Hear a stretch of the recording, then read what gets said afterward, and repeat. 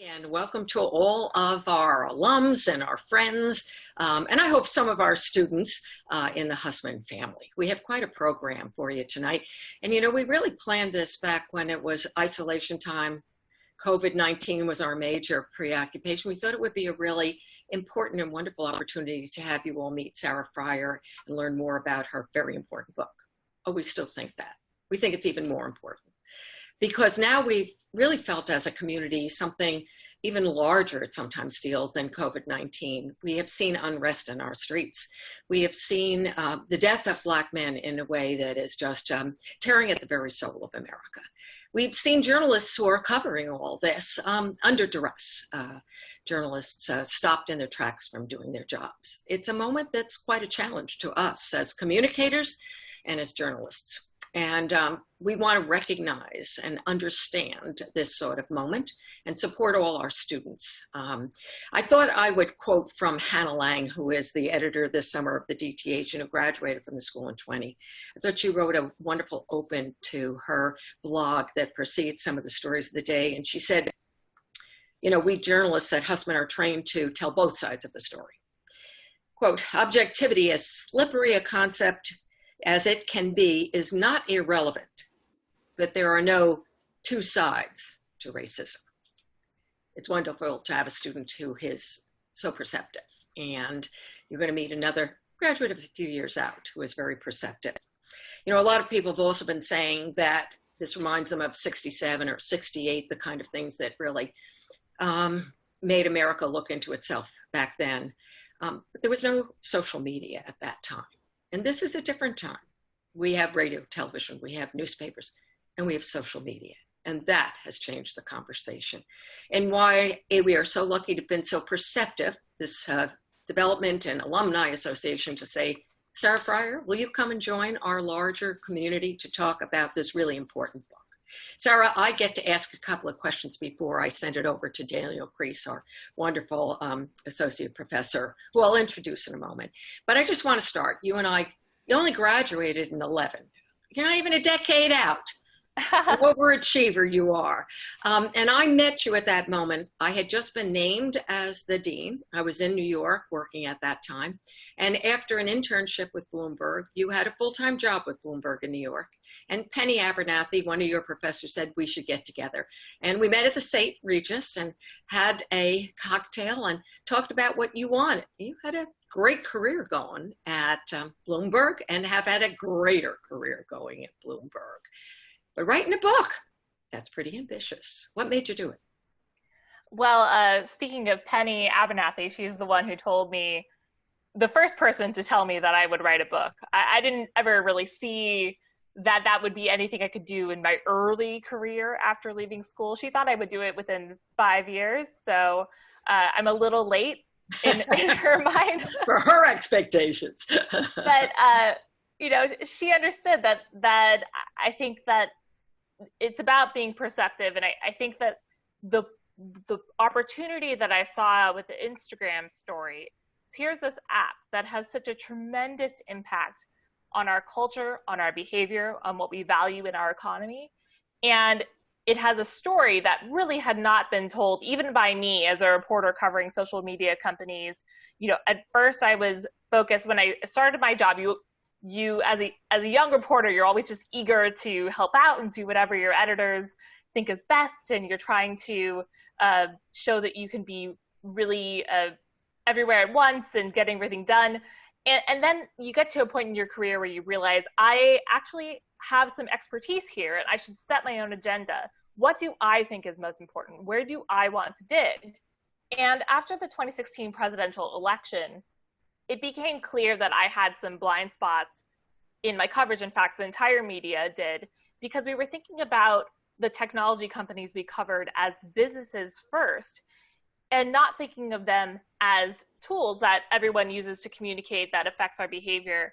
And so I tried to think, what are the parts, we were talking about misinformation, we were talking about Russian interference in the election. I was thinking, what are the other topics that are really big like that just we haven't asked important questions about?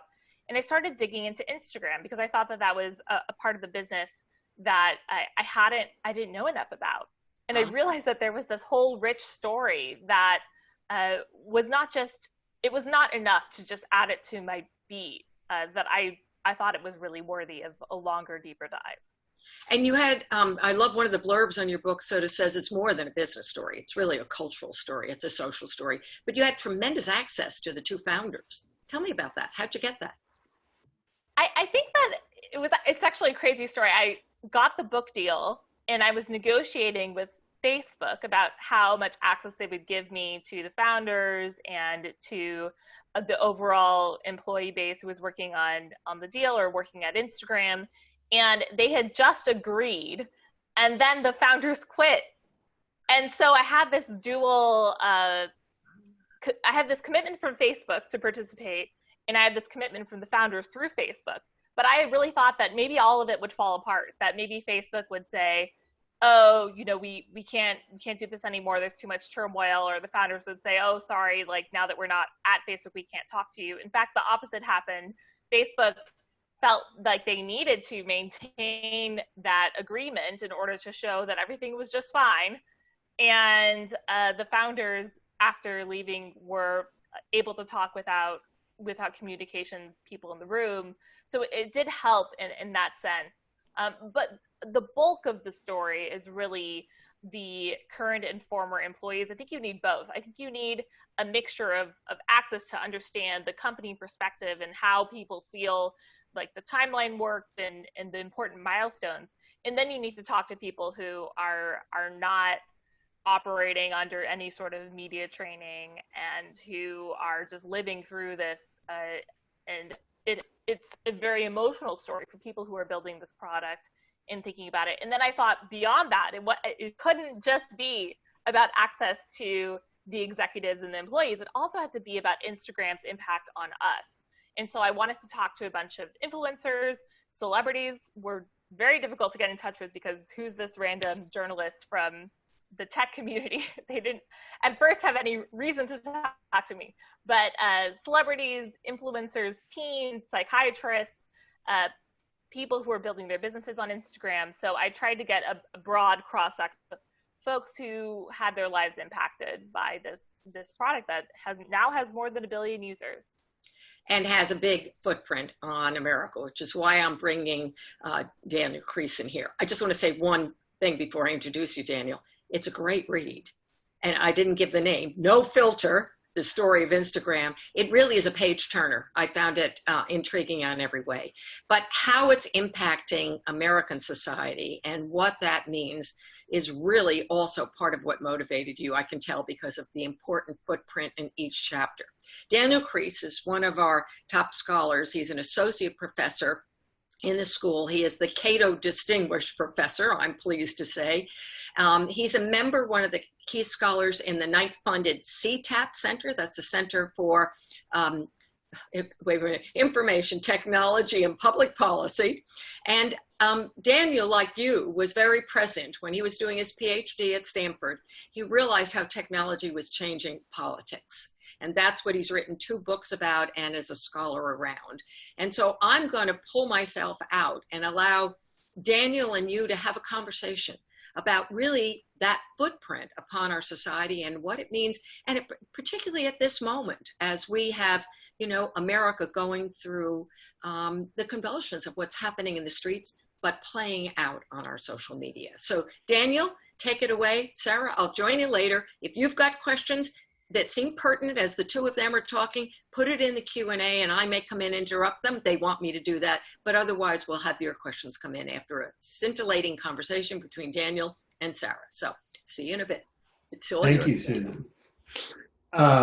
So I couldn't echo Susan more and just say that No Filter is just a fascinating book, and it's a wonderful read, and it's deeply insightful. And it really is a page turner as far as tech histories go. And there's just so much in here that I really want to dig in with you, Sarah.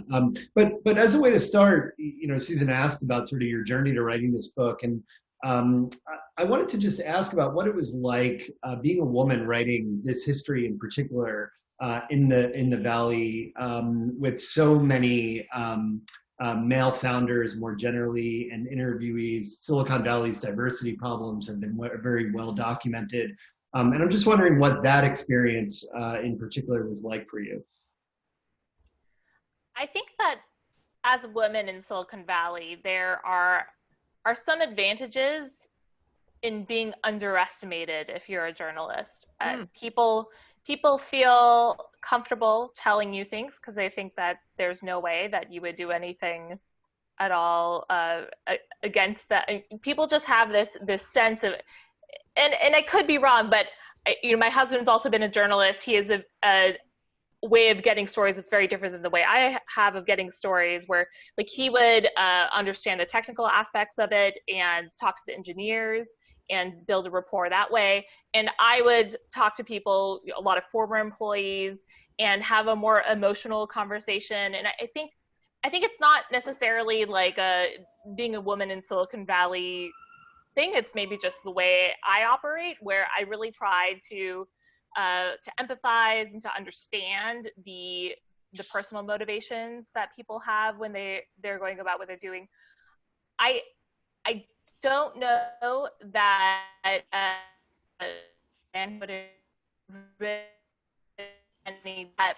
that at least for me, it was important not to trivialize the people who have built their businesses on Instagram who tend to be female. There are a lot of influencers who, it's a real job. You're constantly producing content. You have to constantly be thinking about your audience. And those women who build businesses that way have been sort of dismissed in our society as doing something frivolous. And in fact, it's really an economic powerhouse. So I don't know if that answers your question, but I think that there's a lot of nuance to what it means to be a female reporter. Not every female reporter does it the same way either. Yeah, no, and I think that was great. And you actually just led me right into something else that I wanted to ask about. There's some great work of scholarship that sort of suggests that a lot of the digital influencer market is what's called pink collar, which is that it's primarily women who engage in these sorts of businesses, but it tends to be devalued, particularly against the more technical and engineering aspects of the digital economy. I'm wondering if you could just say a little bit more just about the history of Instagram as it unfolded around influencers and celebrities. There are so many amazingly rich stories in here that capture a real moment when individuals all of a sudden could turn themselves into businesses in new ways. And the book is really rich, not just in sort of telling those stories, but also analyzing what effects that have on people. And I'm wondering if you could just say a little bit more just about that rise of personal branding and brand culture on Instagram. So Instagram is structured differently. This is something that I'm sure we'll get into deeper in this conversation, but I think the way that the products are structured has a huge impact on what they end up doing for us. So Instagram doesn't have resharing. You can't go viral on Instagram. Instead, people become famous for their content. And if you look at what they produce, it's their best reflection of what they want the world to see them as. You can see everything on their page as something that they have created, which turned Instagram into this very powerful personal branding tool. Initially, the founders wanted this to have no resharing because they disliked the way that virality had shaped other social platforms like Twitter and Facebook. And they also felt like if they wanted to be a home for photographers and creatives and artists, that those people probably wouldn't want other people taking credit for their work by resharing it. But they never anticipated that it would become this tremendous personal branding tool. Once people started to gain a critical mass of followers, brands started to realize that these audiences, in some cases bigger than audiences that they could get on print, maybe even more targeted. And if you're trying to sell embroidery tools, for example, there's a whole community of embroidery artists on Instagram, and you could just find the ones with a lot of followers, and you could sell them your tools more easily than you could like get an ad in Crafts Monthly. That's a fake magazine I just made up. But I think that that's sort of how it started. And then once people who are building their followings on Instagram started to be paid for what they posted and started to get free products, then people started striving for that kind of work as like a career path. An evolution of, we've heard of food bloggers or mommy bloggers. On Instagram, there's all kinds of influencers, whether it's beyond those categories and into even weird things like slime and skateboarding and art. A lot of people who are teaching drawing classes right now via live video during COVID times. So I think that and then to answer how this connects with the diversity question, Instagram then became a place where anyone could surpass the usual gatekeepers in society. If you were funny on Instagram, if you did, a lot of modeling on Instagram, you didn't have to have an agent in order to be discovered. You didn't have to have someone high up in Hollywood calling you or knowing who your parents were. You just needed to have a constant stream of good content, or at least content that would get attention. Yeah, and I will say, as the father of a 9-year-old, my life is consumed by slime and many different varieties of slime. It is amazing the things that you learn that generationally take off on sites like Instagram, where my daughter's an active consumer of content, and I guess that sort of leads me to another question that sort of I'll ask you to move away from the influencer category, but sort of talk about like Instagram for the rest of us. You have an amazing quote that I really loved, which I'll read right now. And then I'd love to just get your thoughts about more broadly, like how Instagram is changing the way that millions of people just see the world and how they interact with it. So your quote is, "Social media isn't just a reflection of human nature. It's a force that defines human nature through incentives that are baked into the way that products are designed." And you show this time and time again, that there's an aesthetics to Instagram, there are metrics to Instagram, and that shapes how people photograph the world and what they deem is beautiful or not, and what is in style or not. And I'm wondering if you just sort of talk about more expansively, what are those effects that Instagram has in the culture at large to define ways of seeing and what people see as being beautiful more generally? Well, I think I'll just say we have had the conversation about tech addiction. We've had the conversation about dark design. I'm sure you all have talked about this kind of stuff in journalism school, where notifications get you to do certain things, placement of certain content and algorithms gets you to click on it. What I thought was fascinating about Instagram is if you go around and you go to weddings, you go on a vacation, you go to a restaurant, you can see the impact of Instagram, not just on your phone, but in real life. You can see the way people pose in front of murals, the way they buy gold Mylar balloons for their children's birthday parties and have like a little photo set up with the cake or the cupcake tier. I mean, all of this stuff is done because of the expectation that we will all create content for Instagram to remember it. So it actually changes the way we behave. And I think that that's true more broadly for social media, where Instagram rewards us for having followers and comments on our posts, and teaches us, what your better angles are in a photo, or what's a better lighting. All of these things are things that we were not strategic about 10 years ago, at least not in a mass way. The same is true for Facebook and Twitter, the way that certain content is rewarded. And I want to go back to what Susan said earlier about this moment of protest and strife in our country. This is a time where we're seeing that this is a very different moment for social media than when I was in school. We were talking about citizen journalism. We were talking about how anyone could be a journalist now. We were talking about how, anyone can post a video, capture something, and that was just going to be tremendous for the amount of transparency in the world, and it probably would be good for democracy. Well, guess what? Certain people have become extremely strategic about the kind of information that they post, and we as consumers have become very much curators of what kind of content we consume. So we end up having voices in our feeds that know exactly how to get our attention. And when we use Instagram, our posts from friends and family are interspersed with people who are very strategically trying to reach us.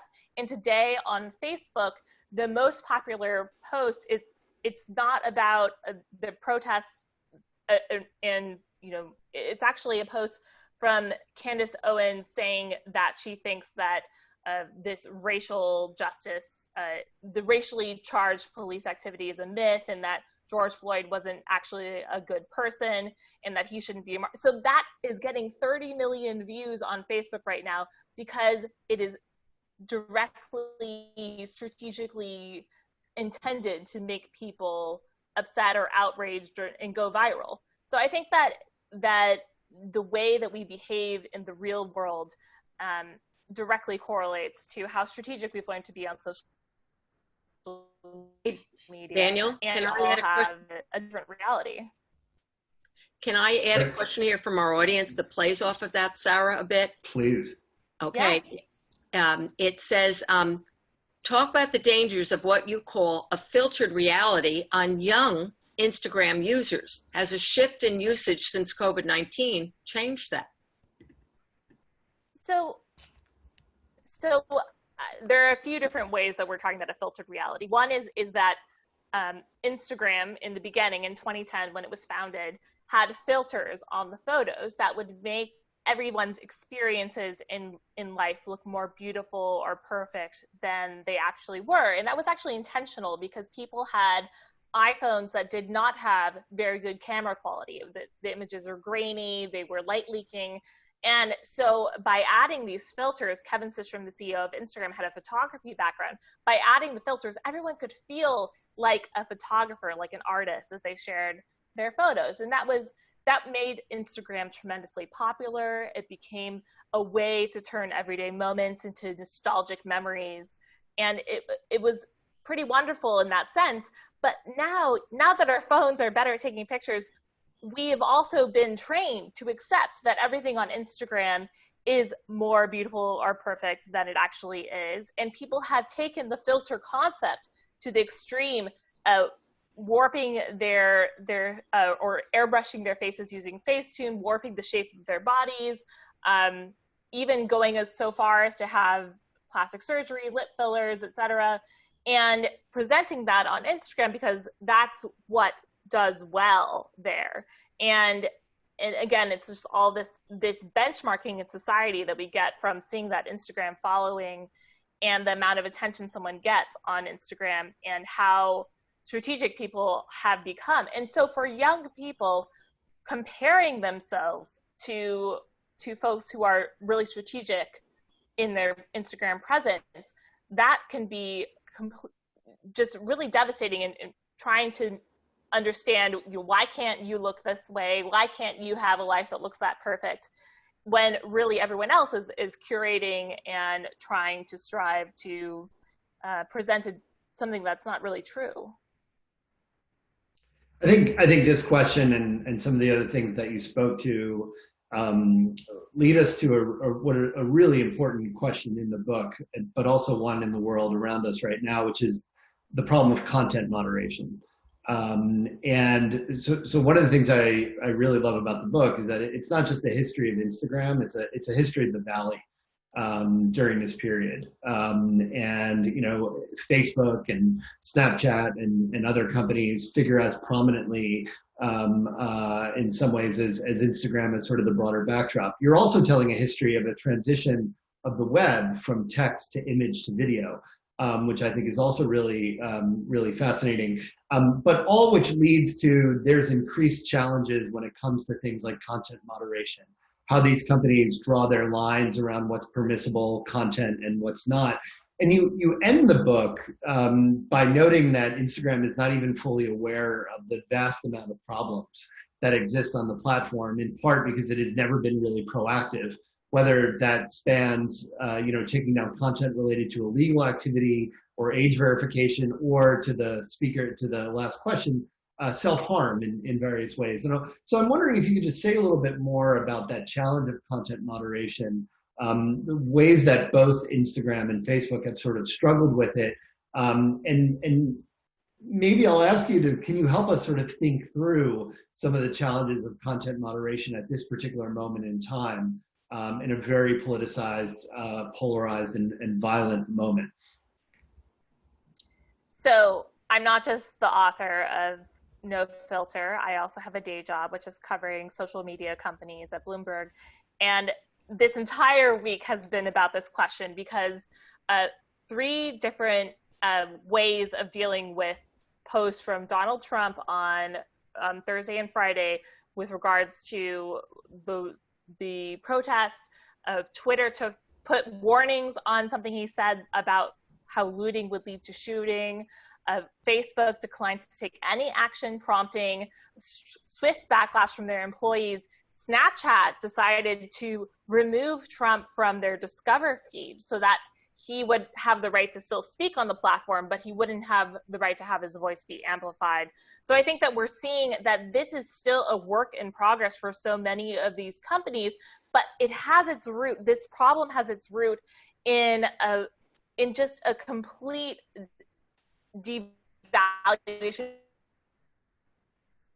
They're care about adding more users, increasing the engagement of those users, and in turn, having more slots for ads, having more reasons to collect data on them. That is the entire business model. So anything that they're doing in content moderation or in trying to address any of the bad sides of their products, it's actually a loss leader for them. And as much as they say that it's incredibly important, it's not so important to the extent that they would do anything that would harm their growth. And so Facebook currently has 15,000 contractors working on content moderation. They have almost 3 billion, I think over 3 billion users of all of their platforms now. They own Facebook, Messenger, WhatsApp, and Instagram. Those people post about 100 billion pieces of content a day. That might just be a number for Facebook itself. How can 15,000 people parse through that? It's just a complete lack of resources for doing anything significant. And then when something is done, it's on a case-by-case basis. They look at one of the things that Facebook said about that Trump post is they looked at the particular language and they said, well, we can't say that this directly violates our inciting violence policy, but maybe need to review our policies. All of these policies don't matter as much as the enforcement of them and of the structural incentives baked into the products about what people are asked to do in order to grow on the products, because we as a society also care about growing on Facebook, growing on Twitter, growing on Instagram, and we want to get more followers, we want to get more virality, and those two things, the trying to tamp down misinformation, trying to tamp down on things that are harmful, is at odds with that growth goal.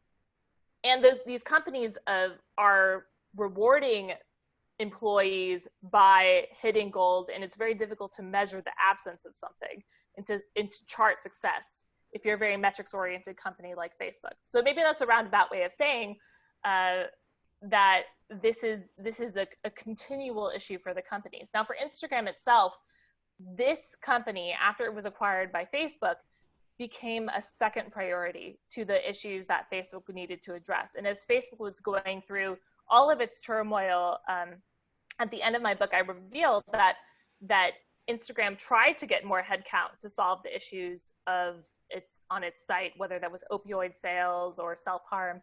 And Facebook said, actually, we are not going to give that to you. We are going to restrict your resources. And if you want to help on these things, you need to work with the Facebook team on them. So I think that it's going to come. We're going to see, we haven't had a reckoning for Instagram yet, but we likely will soon. So I just want to pick up off that last point, but also just sort of note, I think you make the really powerful point that here's Instagram is bringing in $20 billion worth of revenue, and yet has deeply inadequate resources to handle the scale of the problems on its platform. And there's been lots of great tech journalism just about how those content moderators tend to be low wage, right, workers, not with a ton of job security, compared to really the amount of money that these companies are generating and their employees. And I mean, I think one of the things that was most deeply surprising to me in reading this book was that relationship between Facebook and Instagram. And you just hit on that story now about how Facebook was withholding resources, was channeling Instagram in various ways. Your whole chapter on the cannibalization study, more broadly, sort of gave a real look inside the dynamics of Facebook, but also Mark Zuckerberg's own personality, and sort of feeling that Instagram was a threat to the mother company in a way. I'm just wondering if you could say a little bit more just about that relationship between Instagram and Facebook. And I think for people who haven't read the book, just hit on some of those highlights about what was that broad dynamic like, and how does that explain some of the things that we've seen at Instagram, whether it's a lack of resources for things like content moderation or the departure of the founders, et cetera. So when Instagram agreed to be acquired by Facebook, besides the $1 billion price tag, which was totally unheard of in 2012, nobody had ever paid that for a mobile app before, there was also this promise from Mark Zuckerberg of independence, that if Instagram joined Facebook, its founders could remain at the helm. They could still be the visionaries that they wanted to be in Silicon Valley. They could still be respected and have their own product trajectory. And that was extremely appealing to Kevin Systrom and Mike Krieger. So when they joined Facebook, they thought that that's what would happen. And for a while, it seemed like it would.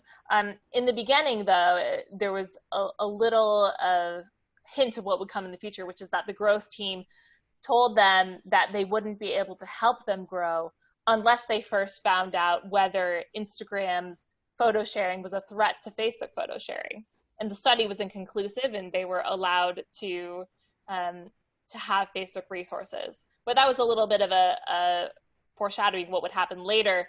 Instagram grows, becomes incredibly popular using Facebook's resources.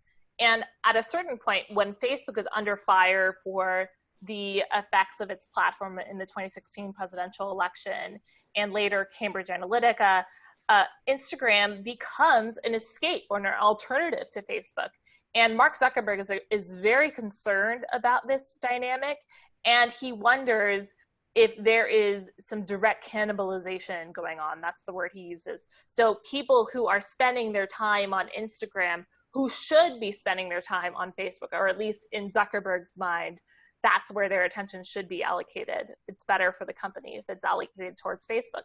So he runs this study. He reads the data very differently than Instagram does, and he finds what he thinks is cannibalization. And then he restricts headcount. He tells Facebook to the Facebook product should remove the links to Instagram, remove the notice that shows you when someone is posting a photo that was originally on Instagram. And on the Instagram app, he asks for more links to Facebook and more ways to redirect a lot of the sharing to Facebook. And it has only become more in that direction. You're seeing, after the founders left Instagram, you are seeing a whole lot more Facebook-esque kind of behavior on Instagram, a lot more notifications, a lot more recommendation follow more of what you already see. Facebook is very good at personalization. Instagram has always been more about showing you stuff you don't already know about. But in this new era, Instagram is definitely recommending you follow a lot of accounts that are similar to what you've already seen. And I have gotten, I don't know about you if you're an Instagram user, but I have gotten a lot of notifications on Instagram redirecting me to Facebook, telling me to log in.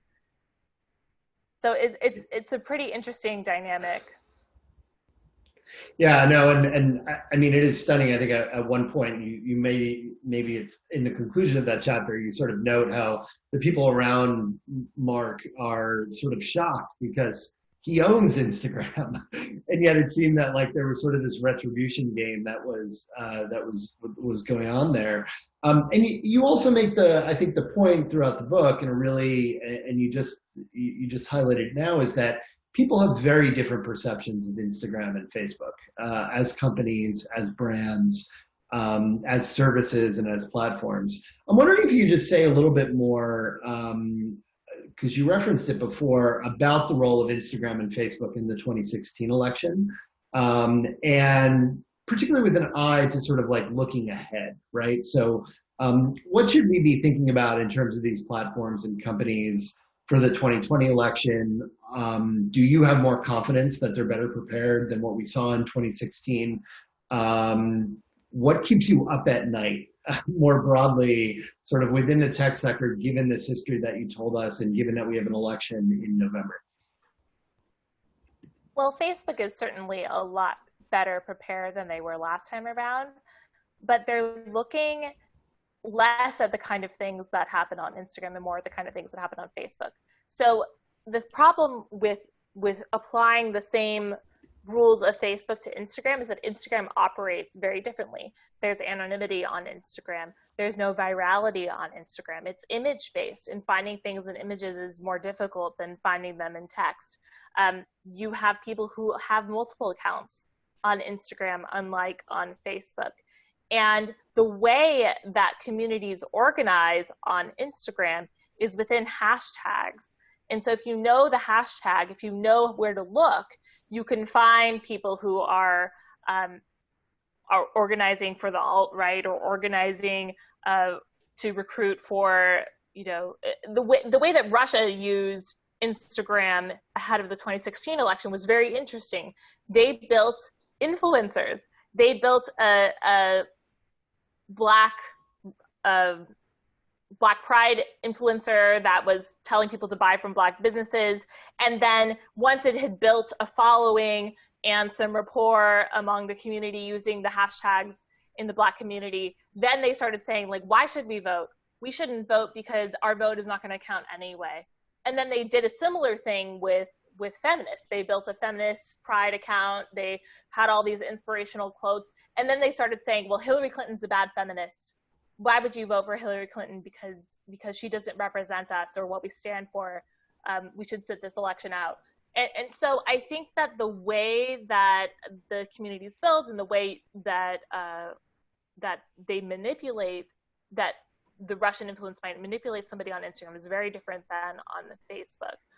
Where it's more about virality and getting people to click on misleading news stories. I don't know that we're going to see the same kind of election interference, but I definitely think that because more people are engaged with politics on Instagram than ever before, we could definitely see more there. We've got some great questions. I'm going to interrupt you right now with starting them, but I'd like both of you to answer this if you can. Oh, wait a second. They want me to open my video, which I think I turned it off. So I'll just say hello. Let me read this. Some great questions from the audience. Yeah. Over the last week, social platforms have provided an essential channel for those organizing the demonstrations and sharing footage of police violence. Does this harken back to the early Arab Spring days for you in terms of grassroots power of social media? I'd love, Sarah, you go first, but I'd love your perspective too, Daniel. Well, this has always been the thing that the platforms love. The whole idea that they can be great democratic tools for organizing. But I do think that we are now more aware than ever about the downsides. We're aware of people who are going to hijack whatever popular conversation is happening to inject their own agenda or increase the amount of strife, or share just the most violent videos, or share videos of people looting and say that it's the protesters when really it's a different group. I think that it's messier and it's harder to get the right information and to verify information, and it's only going to get more difficult. So I think that certainly they have been extremely powerful tools, but the government also has a very powerful tool in social media. Trump is using Twitter to rile his supporters, and a lot of the information that has been spreading on Facebook about the protests, the most popular news, if you can call it news, is about like Antifa going into the suburbs, attacking the suburbs, and that's what's going really viral, and it's misinformation. It's not true.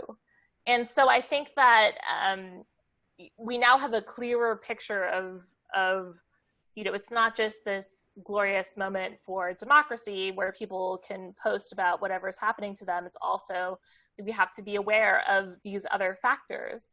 And we haven't even talked about privacy, but that's another aspect of it. Is now that facial recognition is better, now that we understand the extent to which data is easy to get based on location on the internet, and how much the companies have in the past cooperated with the government on that, could they use these posts to make databases of people they could target later? And I've seen, I don't know, just anecdotally, I don't want to scare anyone, but I've seen a lot more people signing up for Signal and Telegram encrypted chat this week, friends who have been joining the protests or speaking, maybe not even for that reason, but just more interested in having encrypted communication. Sorry, Daniel, why don't you come into this? Yeah. This is what you're studying at the center, right? You're really trying to document some of this.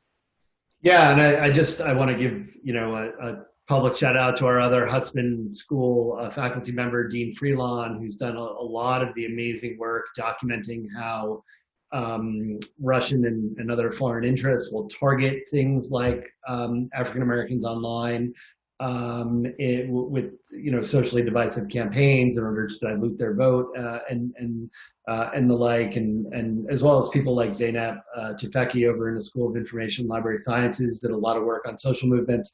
But I think Sarah is exactly right. I mean, I think every technology is going to be exploited in various ways according to people's strategic interests. I think on the one hand, you've seen the power of cell phones and networked media and social media to put a new, immensely powerful technology of witnessing in the hands of, in this particular case, of Black people going about their daily lives in this country and experiencing police brutality, and being able to film that, being able to capture that on camera and distribute it to wider audiences, to make it public in a way that then forces accountability on police departments, on political leaders. So I think that's one side of the equation, but at the same time, I think to Sarah's point, the reactionary forces have gotten more adept at figuring out ways to control or to mitigate or to steer that online conversation in ways that's beneficial and advantageous to them. There's another question in there too about sometimes there's unintended consequences of new informational dynamics, such as the Blackout Tuesday hashtag, which took away the signal and created a lot more noise in and around the protests, and that was covered in the tech media. I think you've seen the president in particular quite adeptly utilize Twitter and other social media platforms to drive and control the conversation. or to raise things like innuendo that will then capture the larger media conversation for a period of time, which in turn gets everybody talking about what the president wants to talk about, and maybe not the things that really matter underlying the system. So I think there's always these sorts of trade-offs, exactly what Sarah said. I think for Arab Spring, there was this great moment of optimism that we would see the flowering of democracy, that it would put the power back into the hands of people. But I think we've sort of learned that institutions and powerful actors are extraordinarily adept at navigating and maneuvering in these new information environments. So, you know, Sarah, you were coming into graduation as Arab Spring was happening. Our students are now seeing all sides of the story and in much more, you know, in a different perspective. But how amazing the world has changed in this decade, because also people are marching out of Facebook and protesting. And there used to be some of our students 5 years ago would die to get a job in this tech world. Yes. Yeah, what's happening with the employees?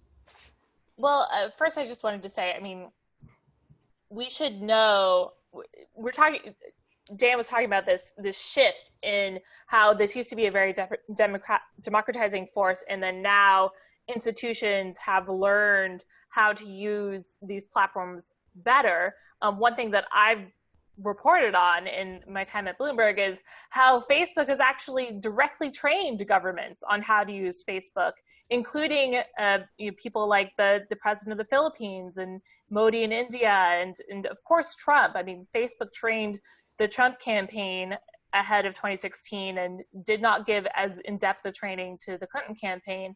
And so I think that one thing that I've tried to illustrate in my book from the Instagram side is how Instagram has done a lot of behind-the-scenes hand-holding with celebrities and certain voices that they want to promote on their platform, that these are not just neutral tools, that they are trying to support the voices that they think will help them with growth and engagement, that they will have considerations for changes to their product because of a Taylor Swift complaint or a Kylie Jenner complaint, or something that they feel would distract from their brand value. And so I think that it's important to keep in mind how those forces work as well, because it's not just that governments have gotten better at social media, it's that social media companies have helped them get better.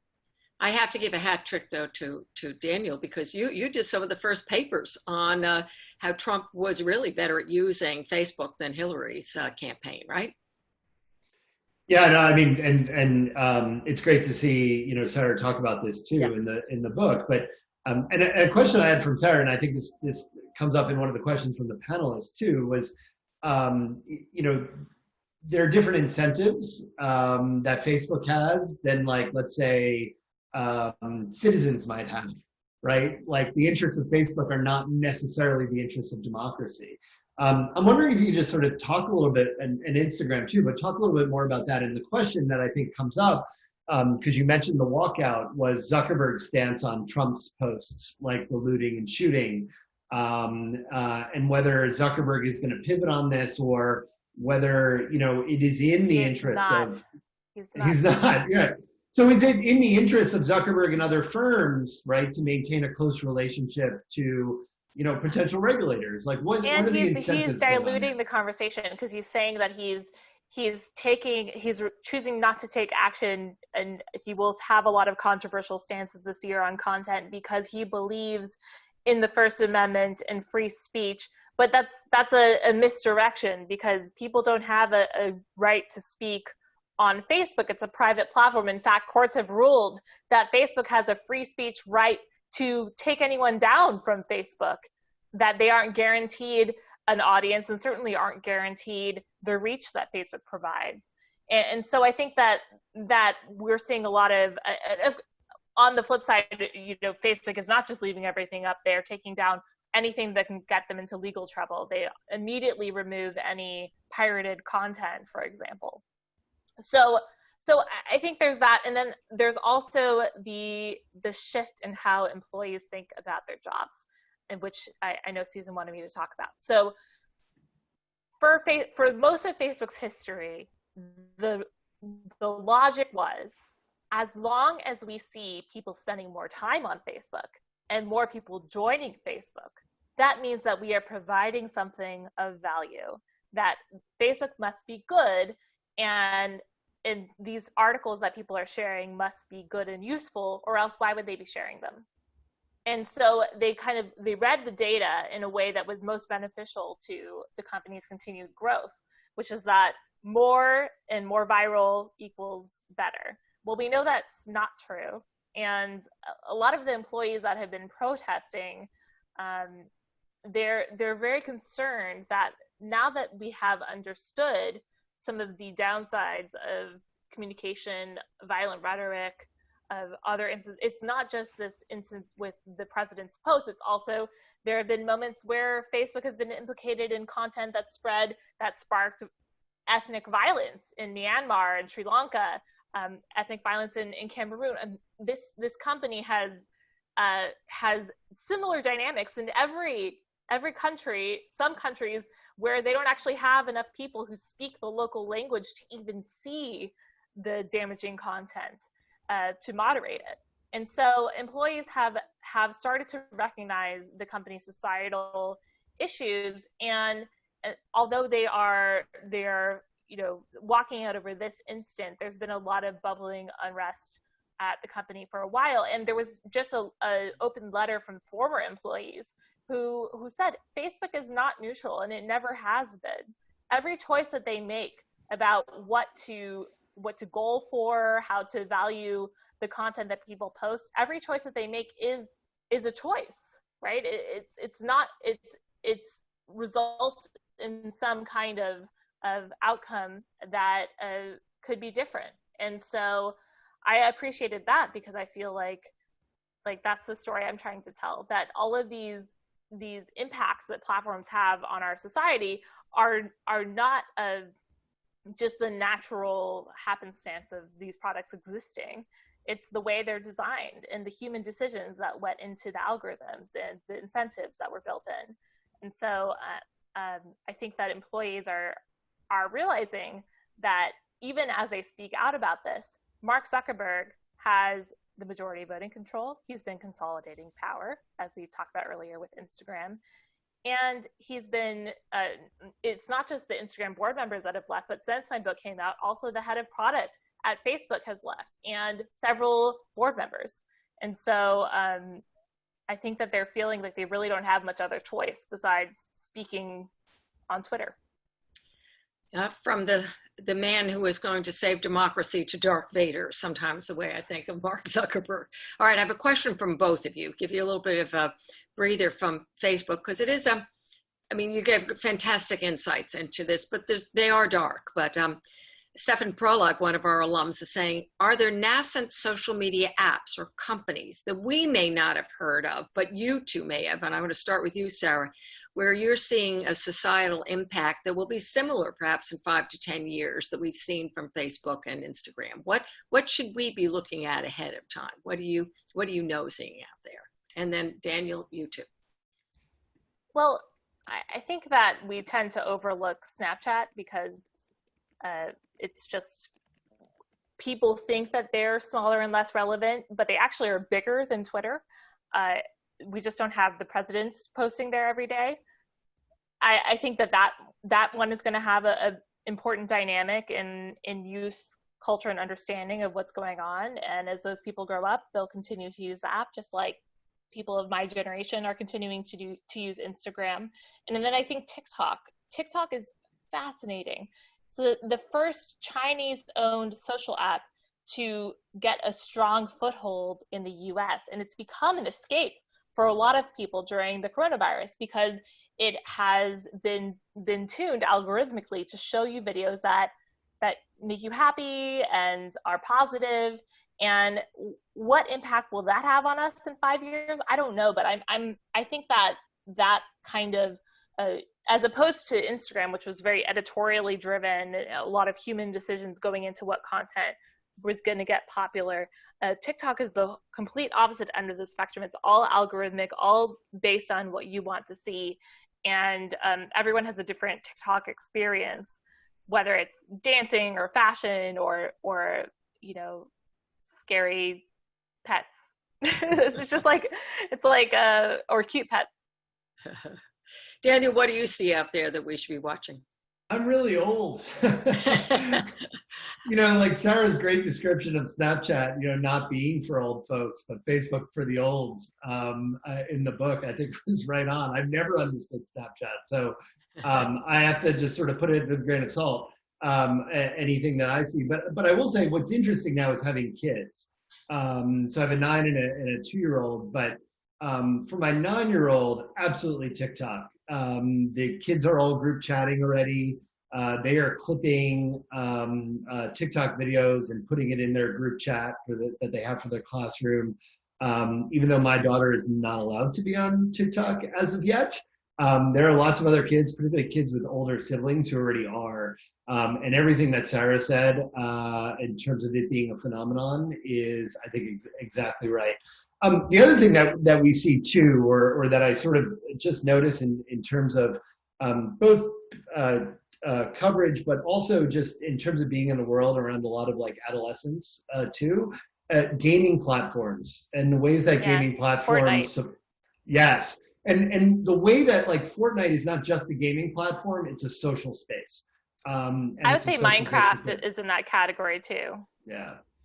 And it's something we don't often talk about. We don't put games in the same category, but the fact is that a lot of these things blur in all sorts of really interesting and weird ways. And particularly, during the pandemic, when you have kids that are hanging out for hours and hours with their friends while playing Fortnite and socializing, or Minecraft for younger kids, all of a sudden it takes on all these social functions, even public square functions, right? That we used to have public spaces to do before. But to Sarah's point, they're all designed spaces. They're designed with very different incentives and motivations in mind. So that's where I would sort of point. TikTok, as well as this growing gaming sector that's having all sorts of interesting, playing new roles. Are you playing Animal Crossing? Yes, she's into Animal Crossing as well. It's huge. So I want to end with a really, frothy question that was one of the first up. And Sarah, this is for you. You said that it was hard to get interviews with celebs for the book, but this Meg McDonald obviously read your book, and she said, how did you get an interview with Kris Jenner and Anna Wintour? Now, those are two people who are hard to reach. And how were you able to do it? So tell us the inside story of those if you can. Yeah, absolutely. So I had I was working on my book at this co-working space called The Wing, and there was another woman there who used to be a tech journalist, but now is a venture capitalist. Good for her. And she was trying to get investors, and I was trying to get celebrities, and we were both just like, how are we ever going to do this? No one's answering our emails. And she told me, instead of looking for yeses, look for nos. Like, go ask people who you think are going to say no, instead of thinking like, who might I be able to get? So that's my advice for anyone trying to get. I think it took a lot of persistence, and I actually ended up for Kris Jenner in particular, I ended up leaning on another journalist, Kara Swisher, who had Kim Kardashian in one of her conferences. So you just have to think, like, who do I know that has a connection to somebody? And she said, oh, sure, I'll give you the contact for their comms, because of course I didn't even know who to email, but eventually got there. Well, I hope we taught you both persistence and great analytic abilities, because you also can really tell a story. Don't you think, Daniel? It's well written. It's not only well reported. Oh, it's great. It's beautifully written. But I have to say, as great as it is to have you, Sarah, and we're so proud of you as an alum, and I get to usually see you every year in San Francisco, not this year. It's really great to have you have a conversation with one of our strong new, since you left, scholars and professors in the school, because I think it shows the richness of our practice, you know, those of you who go out and practice this skill of journalism, and those who are looking into the media world and how it's changed, because both of you come to the same conclusions. We are being shaped by this social media in ways that we don't yet understand, and we must understand. And I want to just close with saying thank you to both of you. But you started by saying, Sarah, that sometimes as a woman, people may underestimate you. Not if they were watching this interview. I'll never underestimate Sarah Frier. So thanks for joining us for this hour, and look forward to seeing you in person soon. And in fact, Daniel, I look forward to seeing you in person soon. And I want to thank everyone in our Hussman family. I want to thank Steve Scott, who helped organize this with the UDO great folks, and Wendy Borman, because it's great to have our alumni in the larger family with us. So see you at the next event. Bye-bye. Thanks, everyone.